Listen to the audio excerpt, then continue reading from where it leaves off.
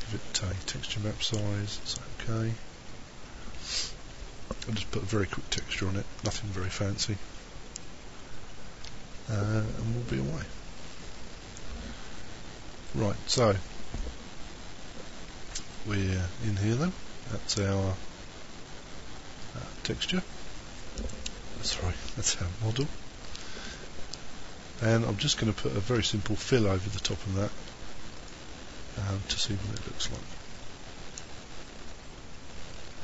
Now I've got this set with modulation at the moment. If you drag these options down, there's one with cracks, and all I'm going to do now is put this to a bit of a terracotta colour.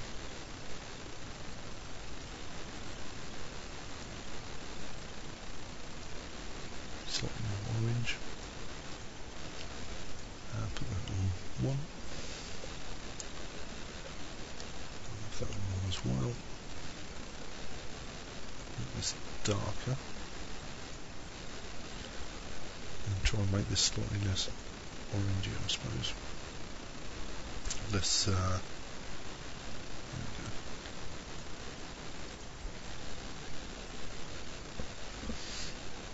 go. Okay, I think you can see what I'm attempting, even though it all looks a bit over the top.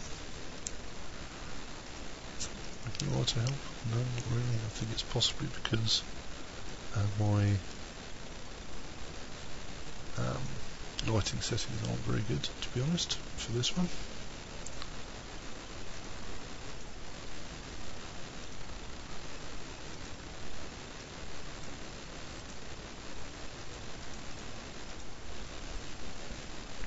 And you can adjust these things. You can make that a little bit smaller so it cracks further on. You can up the scale of your cracks so that they're bigger. Don't want them that big. And when you're ready, just click on your object and that will go away and fill it in.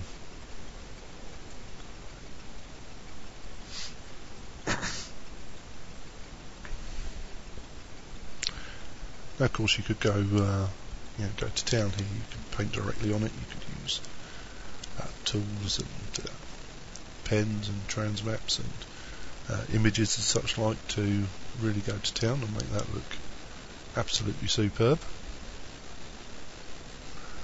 I'm just going to create another layer on this.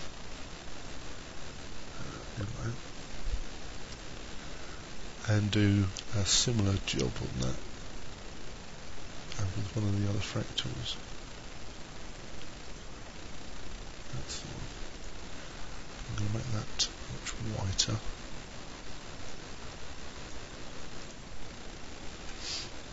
Going to make that completely transparent. That a little bit transparent. And up the scale considerably.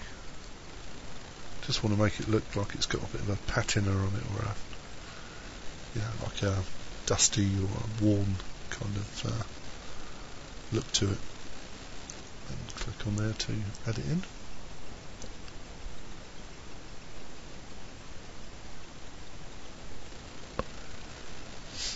Now, unfortunately, because I'm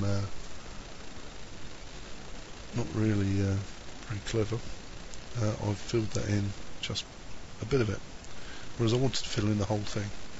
Now you can do the whole thing by using the layer option, or you could take colour tolerance off. I'm just going to use layer there, so do I want to fill it? Yes I do. And there we go. And the layers are just like Photoshop. You can blend them in different ways, make them slightly transparent or fully transparent.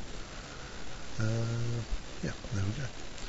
So there we have our nicely filled jug, vase, whatever you want to call it, which we now want to use in another package, of course. So we've already exported the mesh, that's fine. So now we want to export the texture, the diffuse map. Get a BMP, call it vase. fill in the empty bits, yeah, why not? Now I'm just going to pause this while I load Poser up, and then we'll do something with it.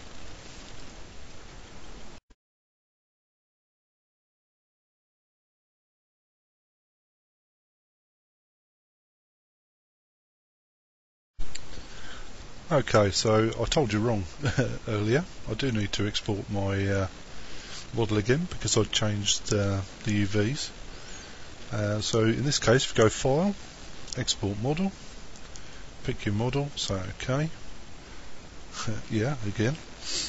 So I want the mid-poly mesh, textures, that's fine. I only want to really import my colour because that's all I've got on there at the moment. So click OK. That will go away and do the job. So in Poser then, File, Import, Object. I'm going to place on floor, centered, 100% of figure.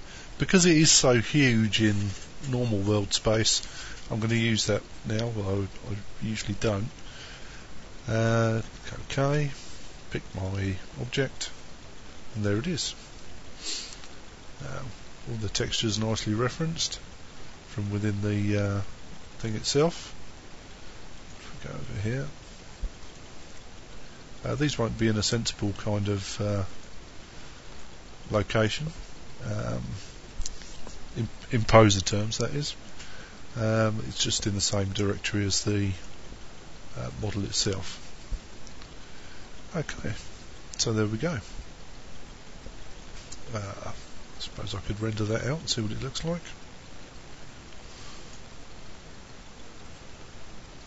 Shouldn't take a moment or two.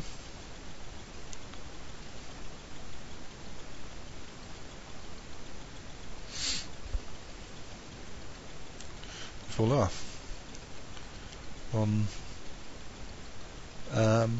Vase. Not too bad, is it? I'll see there's a bit seaming problems there. I'll have to work on that. But yeah, not too bad for a relatively short amount of work. Okay. I'm going to try and do something with that texture because I don't like it. Yeah, texture's fine, but I don't like the seaming on it.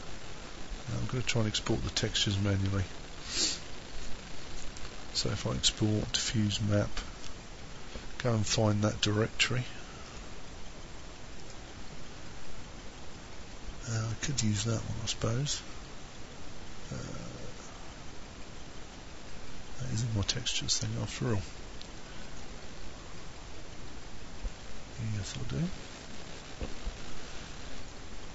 Then go and change it in here.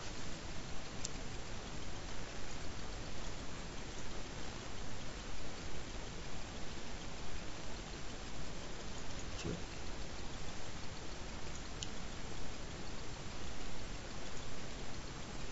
Okay, so that's done some overfilling the edges, which the other one didn't do.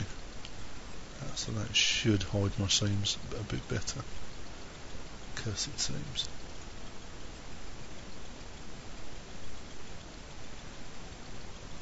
Yeah. That's much better, much nicer. So there you go, I hope that's been useful. I mean, it shows you can create something in a reasonably short space of time, paint it up and put it in your scenes. You know, I've been fairly basic about it, but you can do all sorts of other things. But I'll perhaps do a more detailed option another time. That's it. Hope that's useful. See you again.